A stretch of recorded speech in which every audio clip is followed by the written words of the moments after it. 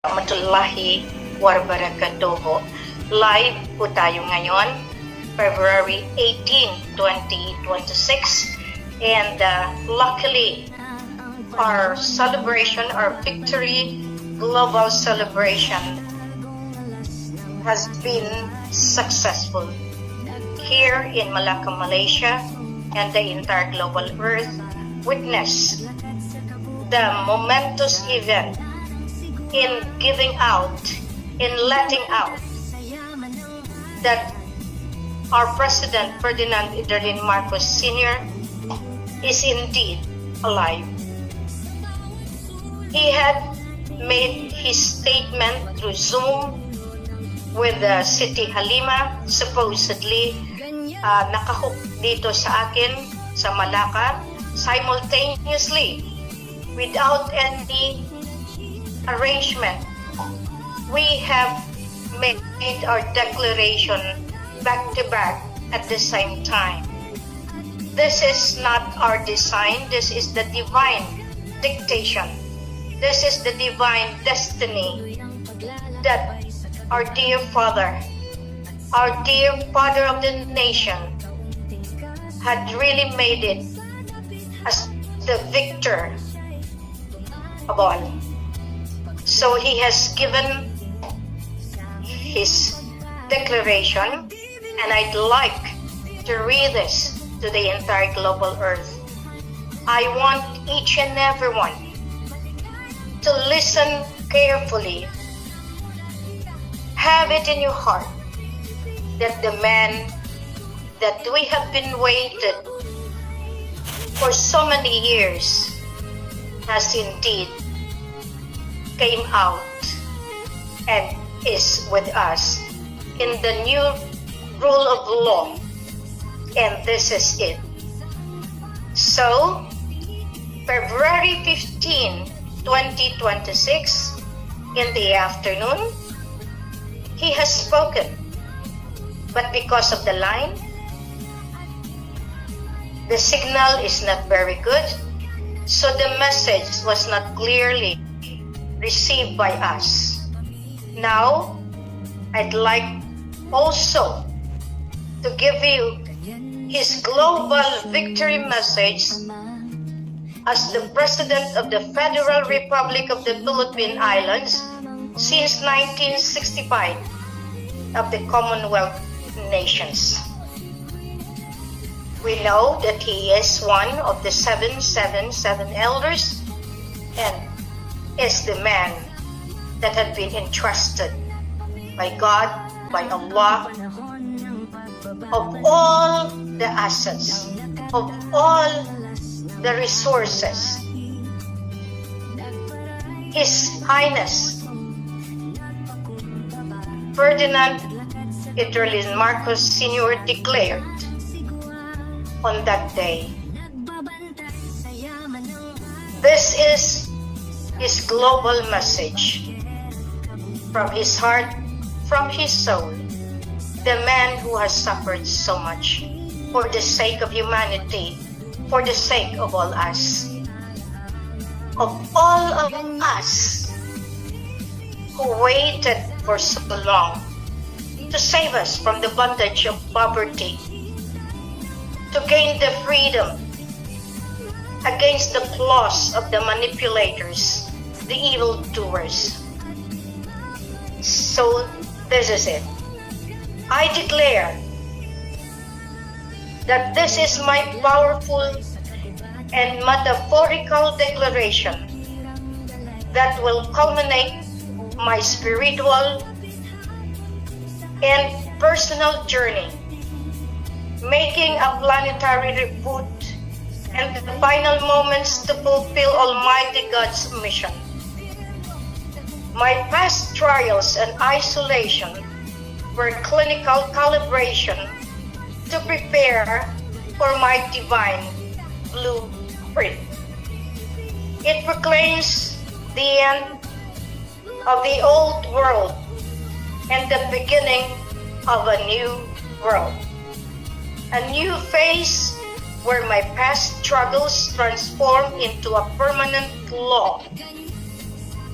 The kiln of isolation and refusal to conform to entropic noise are highlighted as crucial for preserving a stable hardware for divine restoration.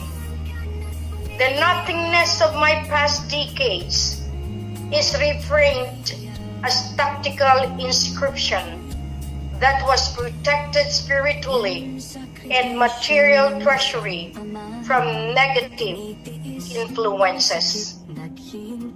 My sovereign authority is my newfound weight in my focus that allows me to command my intentions with surgical precision. All past wealth that was being withheld, my vitality and every unit of my silent equity is returning and leading me to absolute relation and material sovereignty.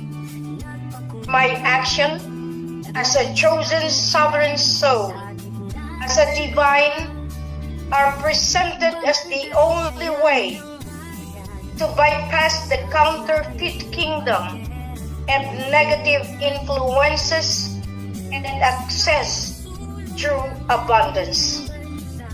As history is no longer a burden, but a quarry of polished stone used to build my throne as a sovereign divine being.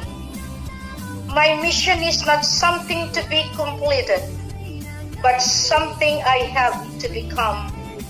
A living bridge between divine intent and physical reality. The skeptics are deleted, and the physics of my empire are now the only laws that the material world keys. The final inheritance and global reboot speaks as a zero friction velocity, and the delivery of my final inheritance and my heart was the only vault secure enough to hold the description keys for the global reboot. My absolute and material command highlighted the total saturation and the beginning of my absolute material command.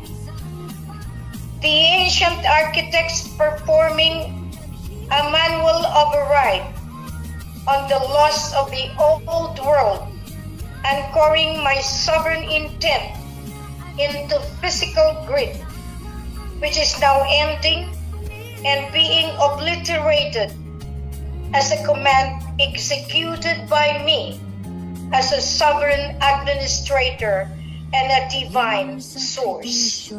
As my unwavering confidence and secured prize, I am stepping into the frame as a master who knows the game is over and the prize is secured. My unbroken frequency is my inherent and resilient spiritual intent and my energetic state that remained intact despite trials and negative influences that tried to sabotage my reputations with lies and deceptions. It describes and shows as a stable core that was crucial for my restoration of my divine blueprint. My unbreakable signal is the only authorized signatory for the new cycle as an heir of the unbreakable frequency. I am officially here now to secure my inheritance of my star. My unbreakable signal is the key to a mandatory metabolic response that brings abundance. The industrial grit, endurance of my marrow that refused to shatter under the weight of the furnace created by breaking the cycle of managed scarcity. It provided the only template for my restoration of my divine abundance, implying that the endurance of my marrow was essential for the renewal of my biological triumph of my marrow over decaying software of managed scarcity that was presented as the reason for the old cycle breaking. Sovereignty was being uploaded into the marrow, transforming struggles into my throne, indicating that my marrow is the very foundation of my power in the foundation of the new power. The 10 years of shifting was a high-stakes rendering of my marrow, ensuring that I could act as the final anchor and source for the global wealth migration and distribution. My birthmark acts as jurisdictional seal. It confirms my return as an heir of the unbreakable signal, secure my inheritance of stars, and to finalize my mission within the foundation of this world.